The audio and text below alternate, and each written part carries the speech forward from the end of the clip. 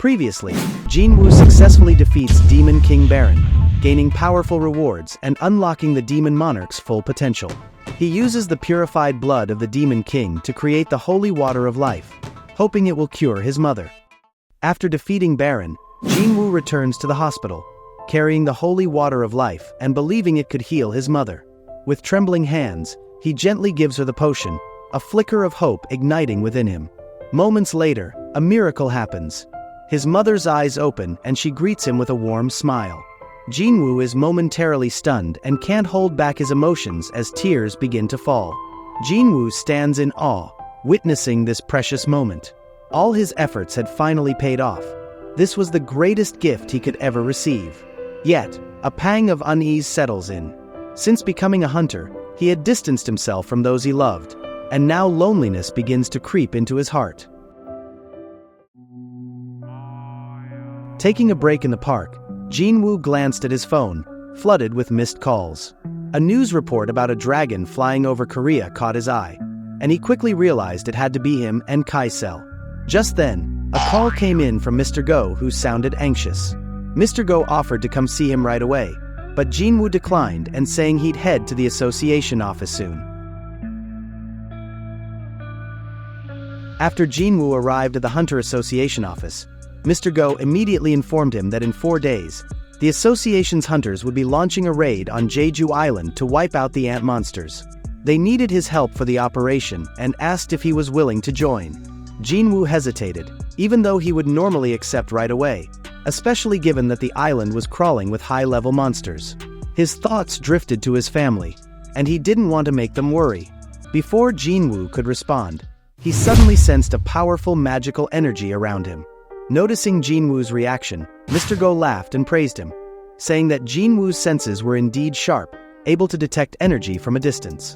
Mr. Go then explained that the energy came from the Korean and Japanese Rank S hunters, who were doing practice matches in the gym as preparation for the Jeju Island Raid.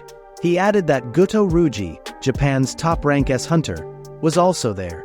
Hearing Goto Ruji's name only heightened Jinwoo's curiosity. In the Korean Hunter Association's gym, Baek Yunho was locked in an intense match against Ma Dong-wook, the Guild Master of Fame Guild, one of Korea's top 5 guilds. Their clash was so fierce that its impact could be felt throughout the arena. When Jinwoo and Mr. Go arrived, Mr. Go explained that the magical energy Jinwoo had sensed earlier was coming from their battle. Jinwoo noticed that Baek Yunho seemed to be at a disadvantage. Watching nearby, Choi Jong-in commented that if Baek Yunho were fighting seriously, Ma Dong-wook wouldn't stand a chance. In his view, Yunho often struggled to control his strength around others, sometimes even losing track of friend from foe. Soon after, 10 Rank S hunters from Japan entered the gym. Ippei Izawa, Mari Ishida, Ken Tanaka, Minoru Hoshino, Atsushi Kumamoto, Kanoe Tawada, Tatsumi Fujishima, Kei, Akari Shimizu, and their leader, Goto Ruji. Jinwoo observed their arrival from a distance, focusing on Ruji, rumored to be Japan's top Rank S hunter. Meanwhile, Akari curiously, she asked who the man standing in the distance was. Hanekawa explained that it was Sung Jinwoo, the newly promoted Rank S hunter. Ruji, also observing Jinwoo, sensed something extraordinary hidden within him. Despite Jinwoo concealing his strength, his powerful magical aura was unmistakable to Ruji, who considered him an exceptional assassin-type hunter. However, Hanekawa clarified that Jinwoo was officially classified as a mage-type hunter, surprising Ruji. It wasn't only the Japanese hunters who were intrigued by Jinwoo. The Korean hunters also took notice. Lim Taegyu recognized him as the hunter who had disrupted Lee Min-sung's debut and realized it was his first time seeing Jinwoo in person. Hunter Cha sensed the shift in atmosphere as soon as she noticed Jinwoo's presence. Kei, with a keen sense of smell like Hunter Cha, found the surrounding hunters' scent nauseating. Meanwhile, Baek Yunho and Ma Dong-wook continued their sparring session. Hanekawa, watching the duel, felt that South Korea's top hunters were no match for Japan's. However, Ruji saw value in a few Korean hunters, particularly Hunter Cha and Mr. Go, whom he considered on par with Japan's best. Hanekawa's dismissive comment caught the attention of Park Jong-soo, the Guild Master of the Knights Guild, one of South Korea's most influential guilds with the highest number of Rank A hunters. Jong-soo called her out, remarking that her statement was inappropriate since, as just a translator, Hanekawa couldn't fully understand the situation. Feeling insulted, Hanekawa calmly challenged Jong-soo to prove his skills in a duel. Jong-soo accepted, with the rule that whoever grabbed the other's arm first would be the winner. There was no need for a brutal fight, as that would be detrimental for the upcoming Jeju Island Raid. Hanekawa agreed, and they both prepared for the match. Hanekawa launched the first strike, darting forward with a barrage of swift attacks. But Jong-soo, with his quick reflexes, dodged each blow effortlessly. Hanekawa pushed harder, intensifying her attacks, but suddenly her arm was knocked back. Jong-soo casually remarked that it wasn't an attack, just a small, meaningless push. Hanekawa shot back with a smirk, taunting him for striking a silly pose despite his torn pants. Spotting an opening, she charged in again. However, Jong-soo swiftly seized the opportunity and grabbed her arm, ending the duel with a win. He commented that fighting humans was trickier due to their unpredictable moves, unlike battling monsters. Ryuji was impressed by their duel. He asked Hanekawa to share his proposal with everyone. He then suggested they have another sparring session between Rank S hunters, following the same rules as before. Mr. Go agreed but noted that non-combatants and mage hunters couldn't participate since assessing their skills would be challenging. Yunho suggested a rule change. He proposed that anyone who could touch their opponent's back or knock them out would be declared the winner, and also suggested making it a team match. Hanekawa relayed this to Ryuji, who immediately grasped the advantage of knocking opponents out and realized the rule would favor assassin-type hunters. He agreed to the new setup. With everything settled, they prepared to start the practice match. Team Korea consisted of hunters Baek Yunho, Ma Dongwook, Hunter Cha, and Lim Taegyu, while Team Japan included hunters Ken Tanaka, Minoru Hoshino, Atsushi Kumamoto, and Kanoe Tawada. From a distance, Jinwoo observed, noting that Goto Ryuji was sitting out, likely to assess the Korean hunter's capabilities. He felt lucky to witness such a rare match between Rank S hunters. As the two teams squared off, Ma Dongwook activated his skill and signaled the start. Tanaka couldn't help but admire Ma Dongwook's strength, marveling at how he could grow to a giant size. Eager for a power battle, Tanaka charged forward, exchanging blows with Ma Dongwook. Their fists clashed, sending a powerful shockwave across the arena. At the same time, Hoshino dashed toward Lim Taegyu, who quickly kept his distance and summoned several magic arrows, launching them at Hoshino. Although Hoshino dodged the attacks, he was visibly struggling. Mr. Go watched and noted that, even though the building was reinforced with the strongest magic stones, these hunters were managing to shake the room within seconds. Meanwhile, Yunho transformed and prepared to engage Kumamoto. Kumamoto found the match rules absurd and decided to fight with more aggression. He attacked Yunho from behind but quickly pulled back, feeling uneasy and doubting his compatibility as a hunter. Yunho sensed Kumamoto's killing intent in the previous move, yet was puzzled by his retreat. Determined to get serious, Yunho's hands turned white, his gaze sharpened, and he lunged with his claws. Kumamoto barely evaded. Jong-soo, watching, was in disbelief, realizing his earlier duel seemed like child's play compared to the intensity now unfolding. Suddenly, a huge explosion echoed across the arena as Ma Dongwook was defeated by Tanaka. Tanaka declared himself the victor in this test of strength. At the same moment, Taegyu was thrown against the wall with great force, and Hoshino, satisfied, claimed his victory as well. Baek Yunho sighed, watching as Ma Dongwook and Lim Taegyu were defeated. Now he was left to face 3 opponents on his own. He realized that the Japanese hunters found it easier to target him first rather than dealing with Hunter Cha. Meanwhile, Tawada felt cornered and disoriented by Hunter Cha's fast and unpredictable attacks. Known as the Dancer, Hunter Cha used her agility to overwhelm her opponents quickly. She struck Tawada from all sides with swift, precise movements. When Tawada tried to counter, Hunter Cha's rapid attack knocked her hat off. In a flash, she moved behind Tawada and tapped her back, securing victory. After defeating Tawada, Hunter Cha hurried to help Baek Yunho, who was surrounded by the Japanese hunters. Suddenly, Kumamoto came up from behind, ready to strike. But with lightning-fast reflexes, Hunter Cha landed a series of blows directly to his face. Shimizu and Fujishima, watching from the sidelines, were stunned to see Hunter Cha deliver 14 punches in one go. Realizing she might have gone overboard, Hunter Cha began to panic. Kumamoto, now injured, looked furious. The Japanese hunters grew tense, knowing that when Kumamoto lost control, he could become dangerously unpredictable. Ryuji felt the same concern. If they didn't stop Kumamoto soon, the Korean team could suffer serious injuries. Enraged, Kumamoto launched a brutal attack on Hunter Cha, his strikes hitting the ground hard enough to crack it. She managed to dodge, but this time she was cornered. Kumamoto threw a powerful final blow, shaking the entire area. However, Jinwoo suddenly stepped in to protect Hunter Cha, blocking Kumamoto's powerful kicks with ease. This infuriated Kumamoto, who tried to attack again, but Jinwoo swiftly locked him down and slammed him to the ground. Ryuji was surprised to see Jinwoo's movements. This didn't seem like the skill of a mage-type hunter. He felt like he had to find out more. Meanwhile, the training match concluded, with the Japanese team emerging victorious. In his mind, Yunho felt disappointed because the difference in skill between them was so great, even though he had given his all. Soon after, Hanekawa approached Jinwoo to deliver a message from Ryuji.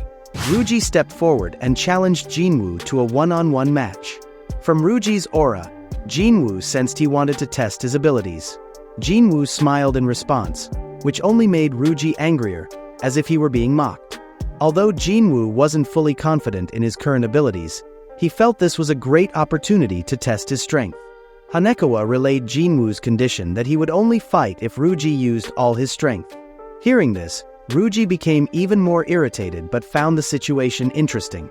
He ordered Shimizu to prepare to heal anyone who got hurt, especially Jinwoo. Taegyu, watching from a distance, felt the rising tension. Ma Dongwook admired Jinwoo's bravery as the 10th-ranked S-hunter, challenging Ryuji, the #1 hunter in Japan. Hunter Cha shared similar feelings but remained worried about the situation. Baek Yunho realized he should stop the fight, but his curiosity about the outcome kept him silent. He thought if Jinwoo was truly a hunter growing stronger over time, his current power was likely much greater than before. When Jinwoo called for the sparring to start, Ryuji suddenly launched an attack without warning at incredible speed. However, Jinwoo managed to dodge with amazing reflexes. Frustrated by the missed attack, Ryuji increased his speed and power, but Jinwoo easily evaded his strikes while smiling, which only fueled Ryuji's anger. Izawa watched the event anxiously, feeling that the match should be stopped. Tanaka, standing next to him, noticed something and commented that Go-To Ryuji seemed to want to fight more seriously. Taegyu observed Ryuji's attack speed, struggling to keep up with his lightning-fast movements, acknowledging how terrifying those strikes were. Meanwhile, Ma Dongwook was impressed, realizing it was rare for anyone to dodge an attack from one of Japan's best hunters. He concluded that Sung Jinwoo was indeed impressive. However, Hunter Cha had a different opinion, believing Jinwoo was far more than just impressive. Even under a barrage of attacks, Jinwoo continued to provoke Ryuji to strike even more. The match continued, with Ryuji launching a flurry of attacks at incredible speed. Still, Jinwoo managed to evade every strike, which only added to Ryuji's frustration. Ryuji began to worry that if he didn't take this seriously, he might actually lose to Jinwoo. Finally, he decided to ramp up his attacks with deadly intent. As Jinwoo felt a scratch on his cheek, the system warned him of a strong killing intent nearby. With deadly intent, Ryuji unleashed a lethal attack. However, in a surprising moment, Jinwoo managed to block the attack by gripping Ryuji's arm. Jinwoo realized that if he had been a moment slower, he might have lost his right eye. Ryuji was shocked by Jinwoo's incredible strength, wondering why Jinwoo only held his arm. Ryuji was furious, thinking Jinwoo was toying with him. But Jinwoo calmly explained that the match had ended the moment he grabbed Ryuji's arm. Even so, he knew Ryuji wouldn't give up easily. Both amplified their power, preparing to unleash their ultimate attacks. However, before they could clash, Baek Yunho and Hunter Cha quickly intervened to stop Jinwoo's movement, while Hoshino blocked Ryuji from the opposite direction. Kei then conjured a magical wall to separate them. Yunho, in a serious tone, asked Hanekawa to end the sparring session for today, and Hanekawa agreed without hesitation. After the match, Yunho apologized to Jinwoo for getting involved, but Jinwoo assured him it was fine. Ma Dongwook then approached Jinwoo, expressing his admiration and admitting that Jinwoo had managed to match Goto Ruji. He offered Jinwoo a place in his guild, which needed a strong fighter like him. But from a distance, Choi Jong-in shouted that Jinwoo was actually a hunter mage, surprising Ma Dongwook. Meanwhile, Jinwoo thought he might have gone a little overboard. Still, he felt satisfied because he now understood the strengths of all the hunters present. More importantly, Jinwoo had placed his shadow soldiers with each hunter to keep an eye on them from the shadows. Before leaving the gym, Jinwoo informed Mr. Go about the raid on Jeju Island, news that left Mr. Go stunned. At the same time, Hanekawa noticed Goto Ruji's face, drenched in sweat and showing a rare expression of fear. That night, Yunho pondered Jinwoo's growing strength over time. He wondered how much money it would take to recruit him, though he knew it was impossible. Still, Yunho was determined to maintain a good relationship with Jinwoo. Soon his phone rang, informing him that the list of raid participants on Jeju Island had been announced. Yunho was shocked to see that Jinwoo's name was not on the list. In a hotel, Goto Ruji was calling Reiji Sugimoto, vice president of the Draw Sword Guild. Ruji asked Sugimoto if he knew of any great hunters in South Korea. Sugimoto was puzzled by the question, stating that no matter how good someone was, they would still be below Ruji's level.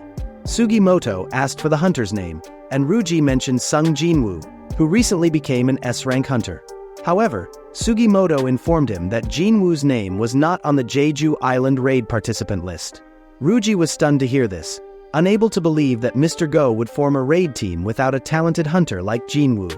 After hanging up, Ruji recalled the terrifying feeling he experienced when facing Jinwoo. He wondered if that feeling was death, and realized he might have weakened. The scene then shifts to Jeju Island, in the ant nest. The ant queen realized they needed to leave the island as there was no food left. The ant children had even started eating each other. The queen stressed that they needed strong soldiers to lead their kingdom.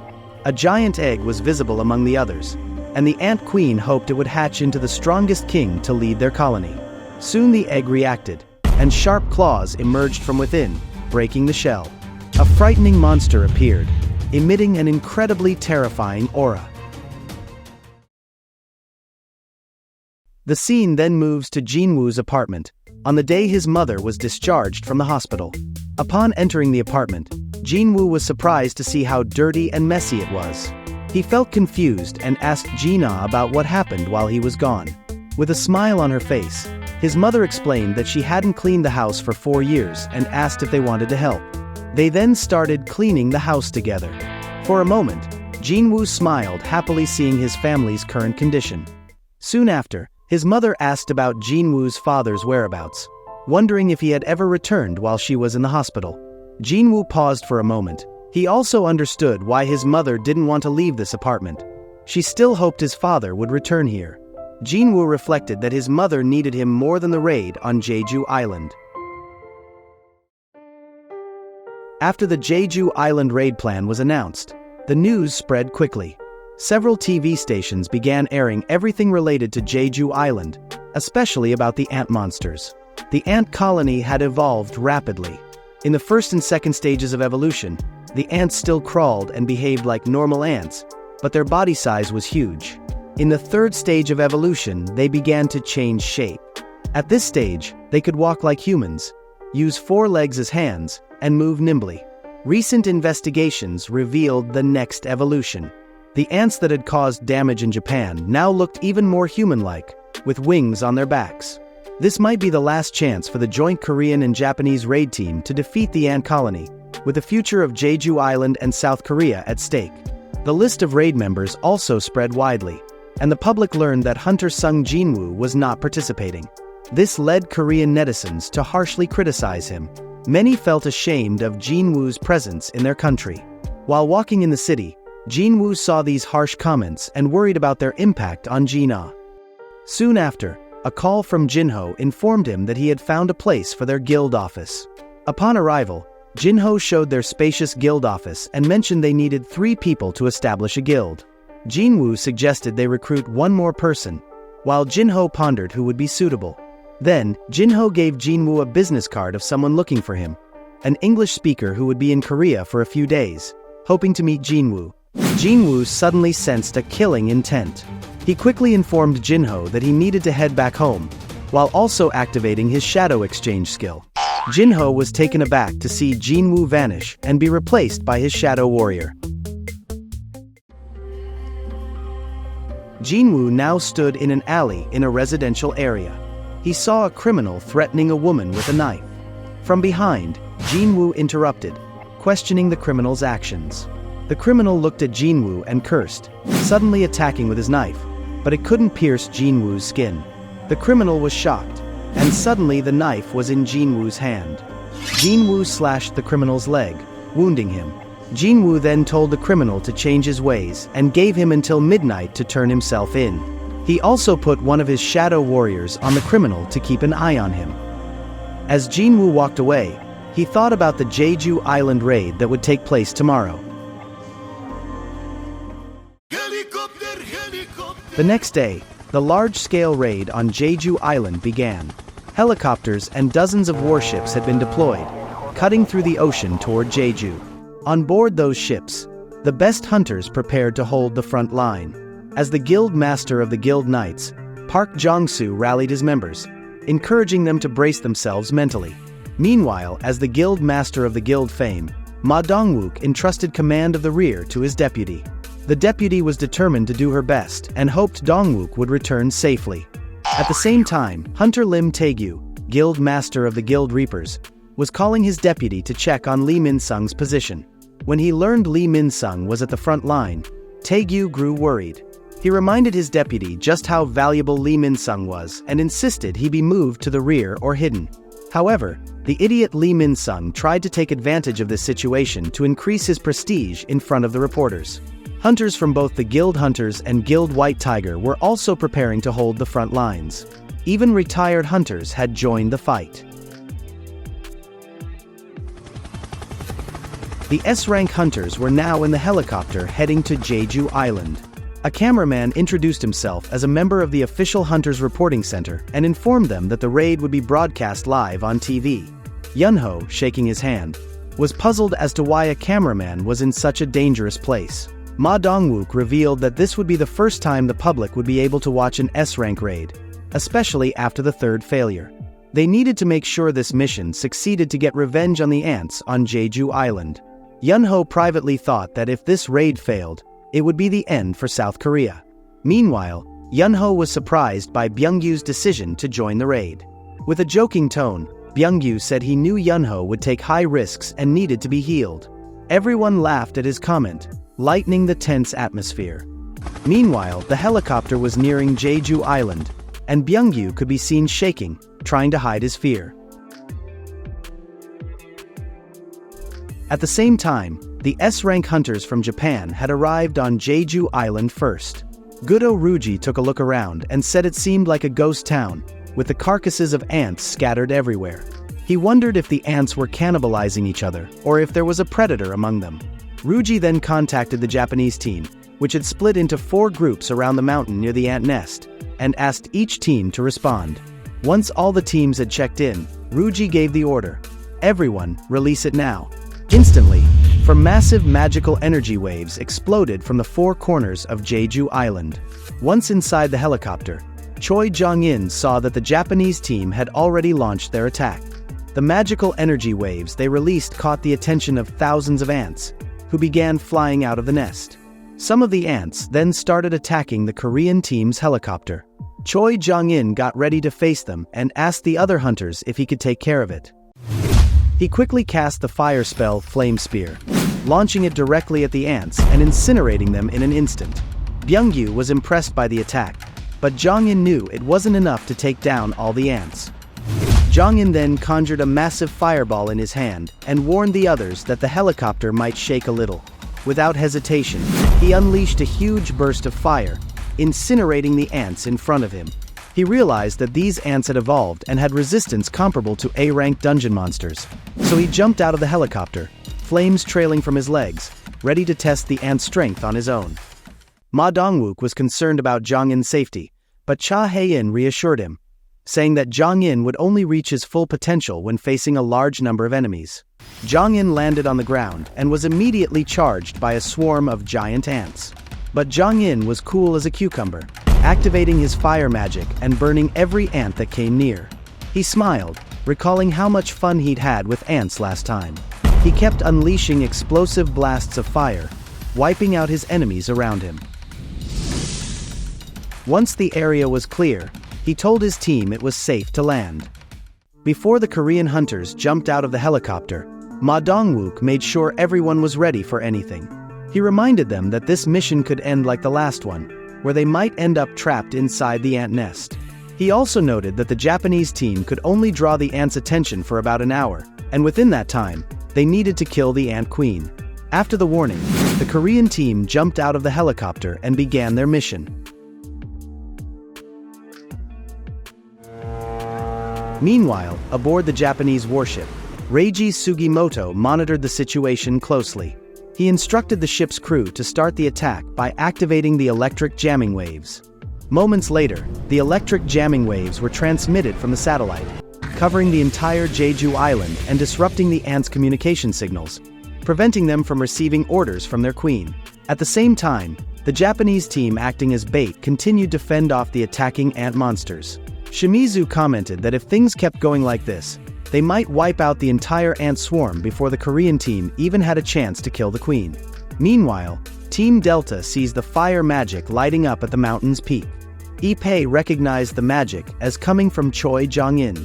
Kei was curious who would come out on top if his magic were to face off against that fire magic, and behind him, dozens of frozen ants stood stiff, showcasing the incredible power of his ice magic.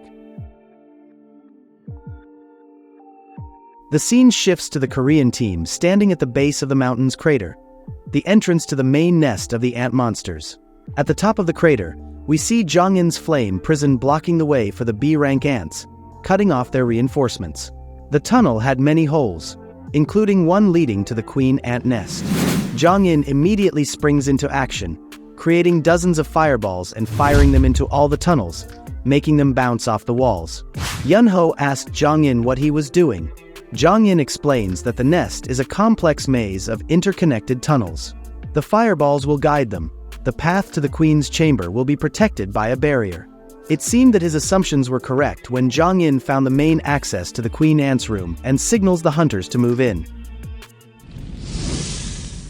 The scene then switches to Jinwoo, who is absorbed in his daily routine of completing quests from the system. His status window showed a steady increase in his power. Noticing the unusual silence, he guessed the Jeju Island Raid had begun. Looking at things from a different angle, Jinwoo figured that even without him, the Korean and Japanese S-rank hunters should be more than enough to take on the raid, if nothing out of the ordinary happened along the way. He was well aware that in the world of hunters, unexpected dangers were par for the course. The scene shifts back to the Korean team as they continue pushing deeper into the ant colony, cutting down any ants that block their path. Jong-in remarks that these ants are far too weak to be considered the queen's royal guard. Taegyu chimes in, pointing out that the ants in this area seem blind, likely bred specifically to guard this corridor. He's confident they should have no trouble taking them down. Byung-gyu, however, questions if this is really the path to the queen's chamber, noting that in some cases, ant queens abandon their colonies to ensure their species' survival. Yunho acknowledges the possibility but dismisses it, saying these are just ants, they wouldn't think that far ahead. They keep going until they get to a huge open space with thousands of unhatched ant eggs spread out. Jong-in gets ready to burn them all, but then Hunter Cha stops him. She points out one egg that's already hatched and much larger than the rest. Min Byung-gyu freaks out, wondering what could have come out of that egg. Yunho tries to calm him down. He reminds everyone that they just need to kill the queen. Everything else is secondary. Meanwhile, outside the ant nest, Shimizu was teasing Kenzo, who looked beaten and bruised. Kenzo grumbled, complaining about how the ants had ganged up on him, leaving his shoulder and hip injured. With a smirk, Shimizu taunted him, asking if he wanted healing, but only if he agreed to her terms. Kenzo cracked a small smile and told Shimizu to quit messing around as the next wave of ants began to swarm in. Suddenly, Shimizu's head was chopped off in the blink of an eye. Kenzo and Tatsumi were stunned, eyes wide with shock. Kenzo yelled at Tatsumi to stay sharp. The monster was targeting them. The monster charged again. Kenzo swung his fist, but the creature was too quick. In an instant, Kenzo's head was taken off. Tatsumi, still in shock, tried to fight back, but before he could react, the monster beheaded him just as quickly. In a matter of seconds, Team Charlie is utterly annihilated, left in a grisly, brutal state. The scene shifts to the Korean team, now facing the Queen's royal guards. Ma Dongwook raises his shield, blocking the ants' attacks and movements, then tells Hunter Cha to strike. Hunter Cha leaps into the air, plunging her sword right into the ant's head, slicing it cleanly in half. As more ants charge, Hunter Cha swiftly slashes, killing the monster instantly. From the back, Byung-yu takes down an ant and reminds Yunho that even though their heads are crushed, these ants can still last about 10 minutes. To fully kill them, their arms and legs need to be severed as well. Yunho guesses that these ants are first-generation royal guards, and he predicts that the next enemies they'll face will be second-generation royal guards. However, Byung-yu smiled and told the hunters not to worry, as he'd have their backs. He then opened his spellbook and cast a protection spell, and the magic enveloped them instantly. Byung-yu explains that this is a high-level buff. With it, even though they're up against a lot of enemies, they won't be hurt at all. Soon after, a swarm of ants charges at them, but the hunters aren't fazed. With the protective buff active, they feel even more confident, knowing one hunter can now take on 10 ants at once. The scene shifts outside the ant nest. Team Delta moves to check on Team Charlie, who has lost contact with them. Kei and Ippei arrive at the last known location of Team Charlie's communication. Seeing the signs of a battle, Ippei quickly concludes that they must have been up against several monster ants. As they move through the area, they find Tatsumi's glasses and the gruesome body of a fallen Team Charlie member. Ippei is stunned, struggling to process the horrific sight before him. Suddenly, Kei, whose sense of smell is extremely sharp, catches a foul stench so overwhelming that it makes him gag. The smell is unfamiliar and terrifying, leaving Kei wondering where it's coming from. In front of them, a terrifying surge of magical energy appears. The powerful magical energy materializes right in front of them. Panicking, Kei unleashes his ice magic brutally, creating an ice wall for protection. But the figure is too strong. Its claws easily shatter the ice wall, annihilating Team Delta in an instant. Meanwhile, inside the ant nest, the Korean team had already taken down many royal guard ants, but they only had about 30 minutes before the electric jamming waves died out. Hunter Cha smelled a pungent odor coming from a cave hallway ahead and suspected that the Ant Queen was there, surrounded by her royal guards. As they made their way down the corridor, they finally spotted the massive Ant Queen, hiding behind 8 royal guards. Ma Dongwook took the lead, planning to face the Queen and distract her, while Hunter Cha and the others dealt with the royal guards. The hunters agreed and got ready for action. Choi Jong-in launched the first attack, summoning a fire magic dragon. He explained that he usually holds back his power, but this time, he was going all out and using all his mana. But suddenly, one of the ants attacked from behind. Fortunately, Taegyu managed to protect him and killed the ant just in time. Yunho jumped into action next, transforming into a beast. His body grew larger, and the armor he wore shattered as he became a white tiger with sharp claws and heightened animal instincts. In no time, he shredded 2 ants with ease. Watching this, Hunter Cha stood there in awe, amazed by the power of Yunho's beast transformation skill. Ma Dongwook yelled, reminding Hunter Cha to act quickly.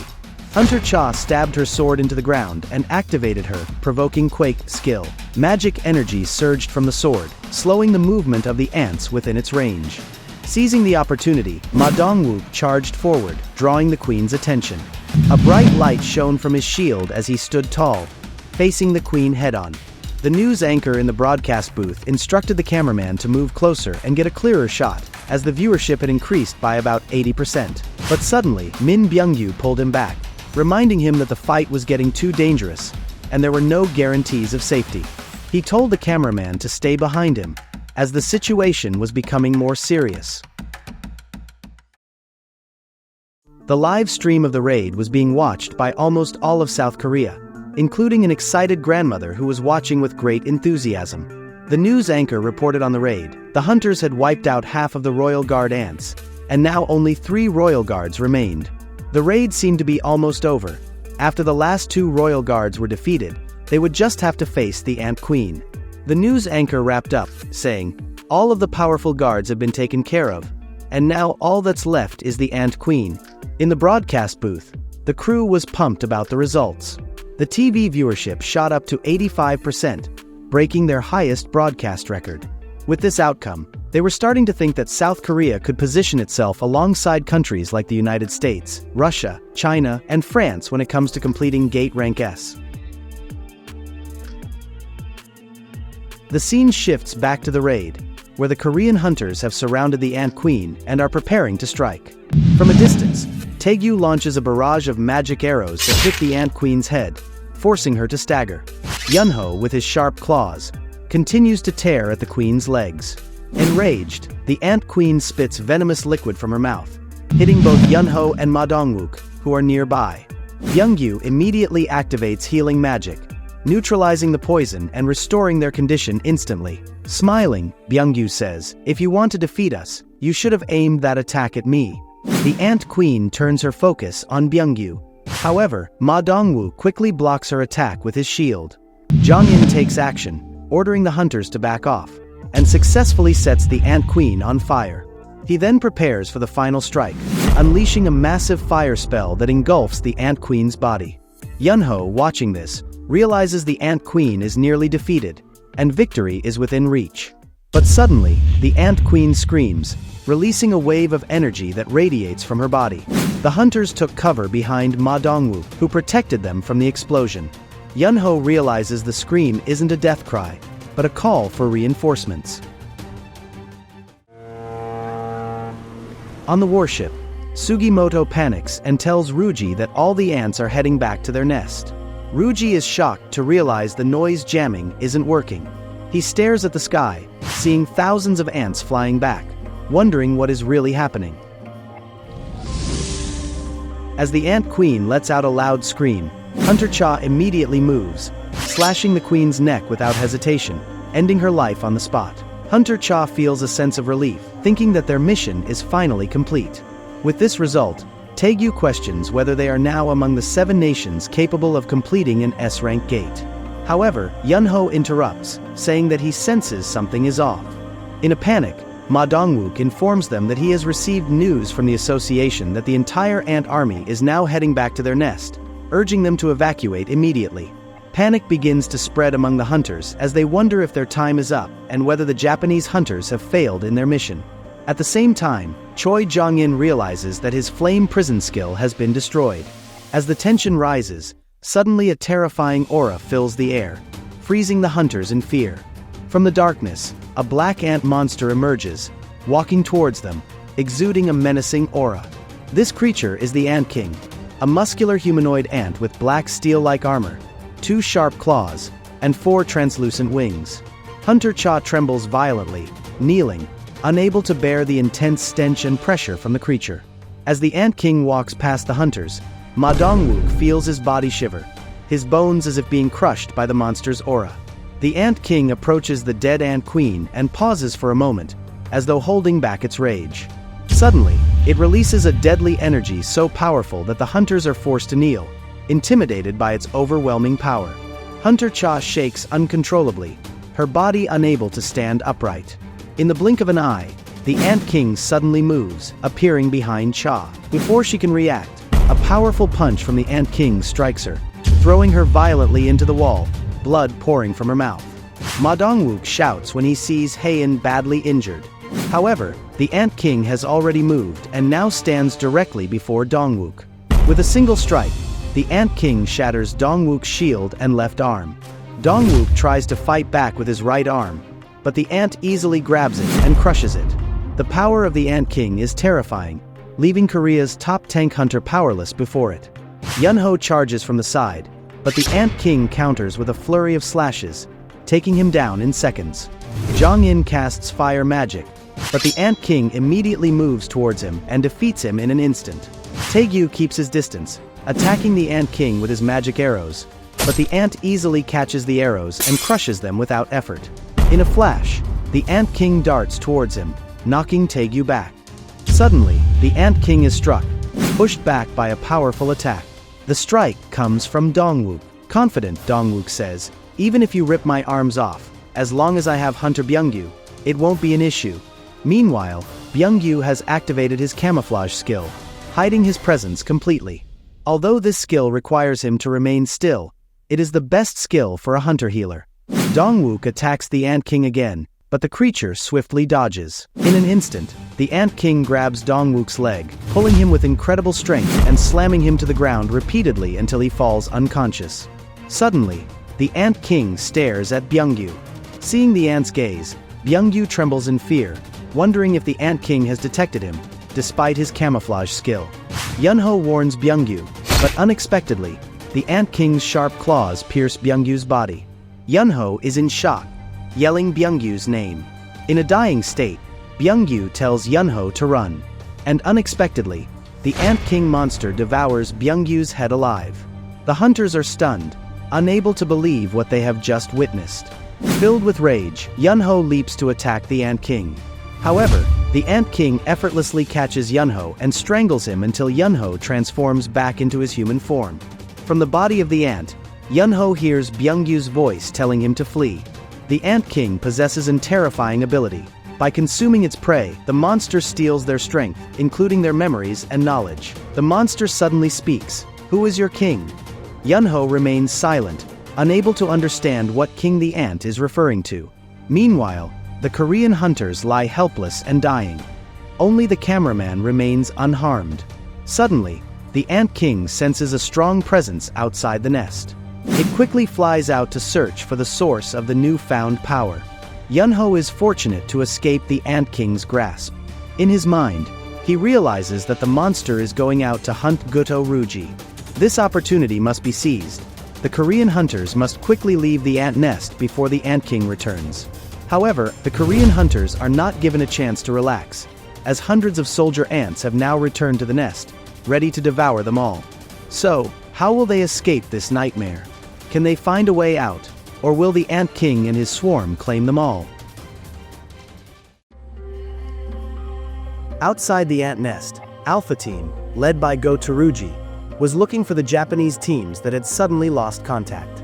Ishida started to panic after failing to reach Charlie and Delta teams. Ruji figured there was some kind of interference with the communication signal and ordered Bravo Team to respond. Bravo Team reported back that they were still alive and asked if they needed to search for Charlie and Delta as well. Ruji told them it wasn't necessary. Just finish your mission and meet up with Alpha Team as planned. When they got to where Charlie and Delta teams were last seen, they found both groups dead, their bodies badly mangled. Ruji then got a call from Matsumoto, the chairman of the Japanese Hunter Association. Matsumoto said he didn't care about the deaths of the Japanese hunters, and that their main goal was to destroy the South Korean team. He told all Japanese teams to retreat from the raid right away. After getting the retreat order, Go Teruji got his team ready to leave. But then, they were hit by a surprise attack. Ruji was quick to react, blocking the blow with his sword. But to his horror, the attack decapitated Ishida in an instant. Realizing how powerful their enemy was, Ruji told Hoshino to leave immediately and regroup with Bravo Team. He didn't want anyone getting in his way. He would face the Ant King alone. As he unleashed his aura of power, Ruji stared down the massive ant and taunted it. But then, to his shock, the Ant King spoke, asking if Ruji was a king. Ruji was surprised that the Ant King could speak. Then he confirmed that he was the king, while pointing his sword at the monster. The Ant King's response was pretty terrifying. It released an aura that was way more overwhelming than Ruji's, flooding him with a fear he hadn't felt in a long time, since his encounter with Jinwoo. Without warning, the Ant King lunged at him, shattering Ruji's sword and severing his head in a single strike. Go-To-Ruji, Japan's top S-rank hunter, was completely defeated and unable to put up a fight. Meanwhile, the Korean team kept fighting off the ants heading back to their nest, despite being severely wounded. Yunho asked Choi to crank up his attack power, but Choi warned that if he did, they'd probably run out of oxygen in that place. And all the Korean hunters could do was rely on Choi's fire attacks to get out of this mess. As Choi started to struggle and the ants pressed closer, in a flash, a shadow warrior emerged, stopping the attacking ants in their tracks. Yunho was shocked and wondered who this Black Knight was. He felt like he'd seen it before. It turned out to be Jinwoo's shadow warrior, who had been slipped into the hunter's shadows to keep an eye on them. The shadow then sent a signal back to Jinwoo, who was in the city. Realizing how critical the situation was, Jinwoo immediately activated his skill, Return. Meanwhile, a cameraman freaked out as two huge ants charged straight for him. Fear filled his face as he resigned himself to his fate. Suddenly, both ants were pierced by a sword, which was Igris's sword. Meanwhile, back at the broadcasting station in Korea, the crew shut down the live broadcast after seeing the desperate condition of the S-rank hunters who were on the brink of death. One of the crew members told the broadcasting chief that they were getting flooded with complaints from viewers. The chief felt like the broadcast couldn't go on, but just as he was about to give the order to shut things down, a crew member reported a mysterious figure suddenly showing up at the raid site. The chief stared at the monitor in disbelief and ordered the broadcast to continue no matter what. Deep down, he knew Korea's fate was now in the hands of this hunter. Meanwhile, Jinwoo had arrived at Jeju Island, right in the middle of the ant monster nest. Calm but determined, Jinwoo stood at the front lines with all his shadow warriors, facing down the hundreds of ants ready to strike. Jinwoo called for Iron, and without hesitation, Iron activated his taunting cry skill, provoking all the ants in the nest. Jinwoo smiled, impressed by Iron's growing smarts. Then, he readied himself for battle, gripping the Demon King's dagger. In the blink of an eye, Jinwoo moved like lightning, slashing and cutting down several ant monsters in one deadly sweep. From behind, Tusk activated a magic barrier to protect the wounded hunters. Ma Dongwook watched in confusion, not sure what was happening. Yunho explained that with Jinwoo's presence, they didn't need to worry anymore. Meanwhile, Jinwoo was moving non-stop, slashing ants at a speed too fast to follow. Beside him, Igris showcased his deadly swordsmanship, taking down enemies with incredible precision. Iron went wild, tearing through every ant that dared to come near, while Tank unleashed brutal attacks, easily swallowing up several ants. In the middle of the fierce battle, Jinwoo realized they needed to end this fast.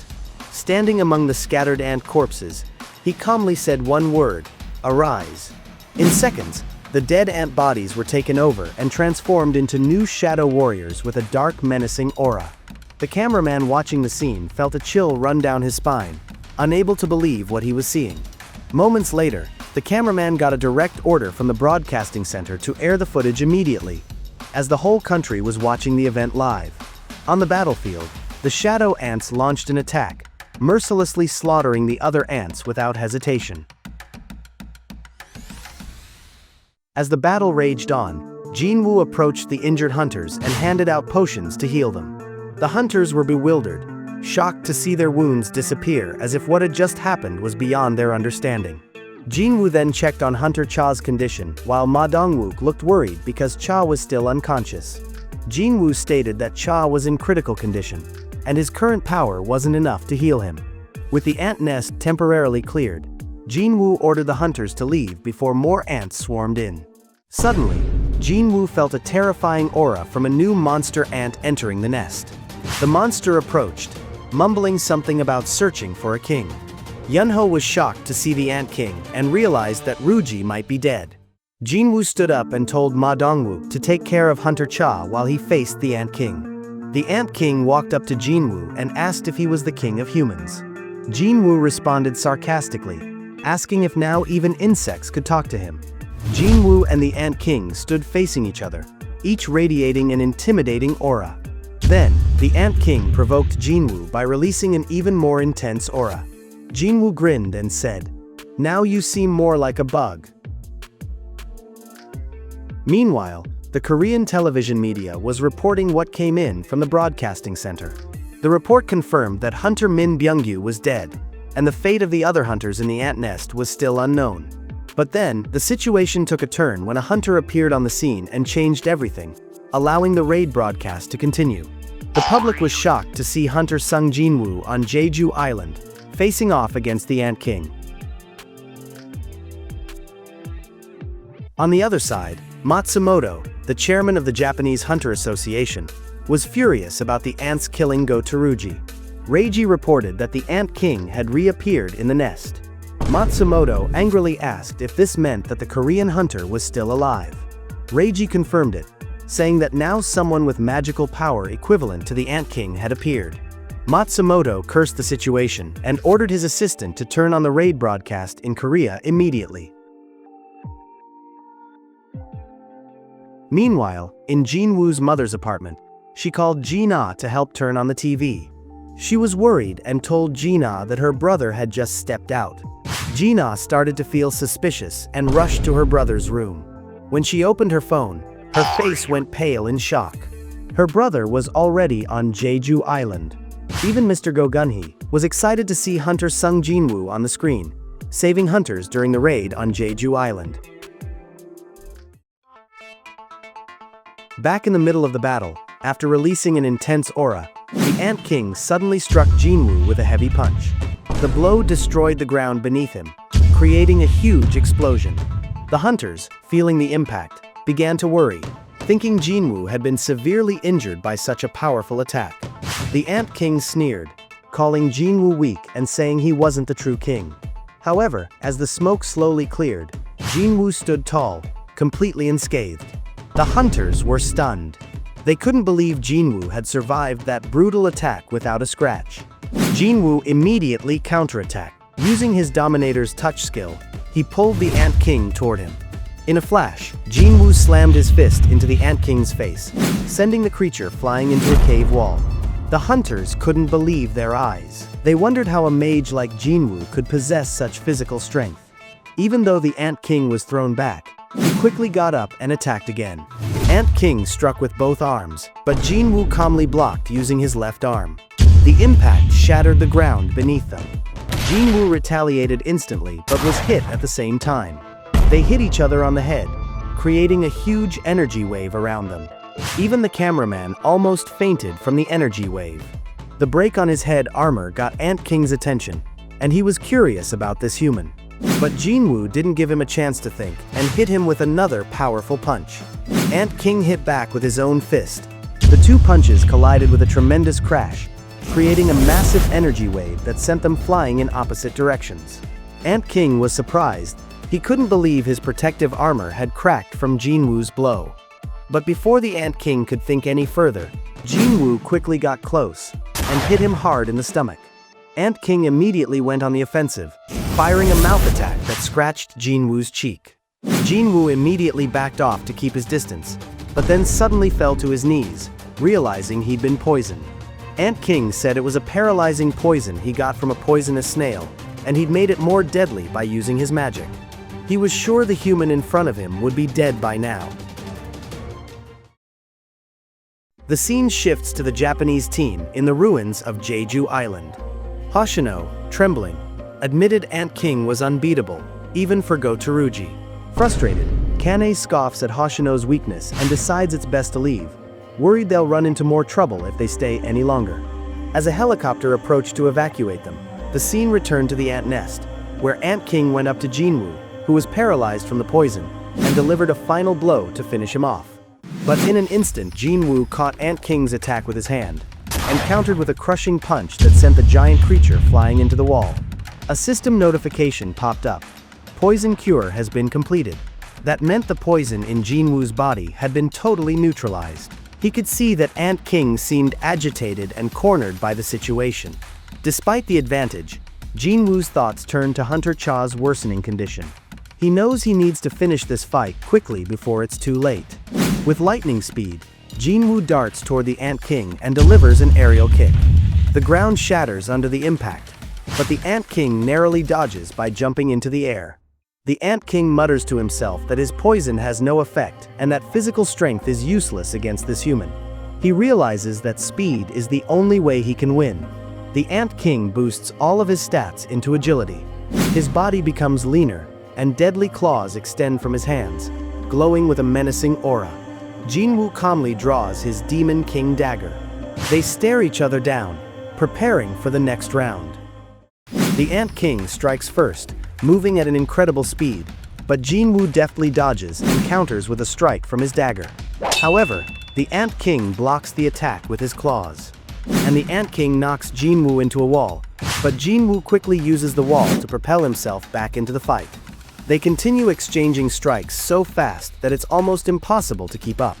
The Ant King is shocked to realize that Jinwoo not only matches his speed, but is even faster than him. Meanwhile, Jinwoo thinks to himself that this ant might be on par with the Demon Monarch, or maybe even stronger. Despite that, he's confident that his dagger will only grow stronger after defeating this foe. Jinwoo delivers a flurry of slashes, breaking through the Ant King's armor and claws. Seeing an opportunity, Jinwoo decides to end the fight. Activating his Vital Strike skill, he attacks all the Ant King's vital areas with pinpoint precision. A system notification popped up. Vital Strike skill has been upgraded to Mutilate level max. Jinwoo is surprised by the upgrade in the middle of the battle, but it only strengthens his resolve to finish this quickly. The Ant King attempts to flee, but Jinwoo isn't going to let him get away. He pursues the Ant King at lightning speed, activating the Mutilate skill. A barrage of slashes rains down on the Ant King's body from all directions, cutting off one of his arms. The Ant King tries to retaliate with his claws, but Jinwoo expertly dodges and maintains control of the fight. The Ant King, now cornered, wonders if he'll actually lose to a human. In his mind, there's still one way to turn the tide. He quickly releases a wave of magic energy to summon his ant army. In the blink of an eye, thousands of soldier ants fill the battlefield. The Ant King challenges Jinwoo with this move, as if asking what he'll do now. But Jinwoo just smiles and says one word: "Go forth." Instantly, Jinwoo's shadow expands, and one by one, his shadow minions appear behind him, ready to face the incoming army of ants. The Ant King is taken aback by this sight. Without a word, the two forces charge at each other. Igris, wielding his sword, slices through the ants in front of him, while the High Orc generals tear into them with brutal efficiency. Jinwoo orders Tusk to eliminate all the ants with his fire magic. Before Tusk can act, Jinwoo sternly warns him to only target the ants. If any humans are hurt by his attacks, Jinwoo won't summon him again. Tusk understands the command and activates his Hymn of Giant skill, transforming into a massive giant. With his enlarged body, Tusk activates the Hymn of Fire Dragon. In an instant, he unleashes a huge, devastating blast of fire aimed directly at the ant colony. The attack is so powerful it even pierces through the volcanic mountain where the ants have made their nest. The hunters couldn't believe their eyes. They think Jinwoo looks like a demon king descending to Earth. The fire attack consumes the entire ant army, leaving only the Ant King behind. Frustration fills the Ant King. Since his birth, he has always believed he was destined to be the strongest, an endlessly evolving predator. He's devoured everything in his path, standing at the top of the food chain, and sees himself as a true monarch. But his view changes when Jinwoo steps through the smoke. Fear starts to grip him. In a panic, he decides his only option is to flee. Activating healing magic to restore his condition, he takes off into the air, attempting to escape. But Jinwoo isn't having it. He activates his Dominator's touch skill and slams the Ant King hard into the ground. Standing before him, Jinwoo prepares to deliver judgment. The Ant King, powerless, still tries to crawl away, but Jinwoo has already decided how this ends.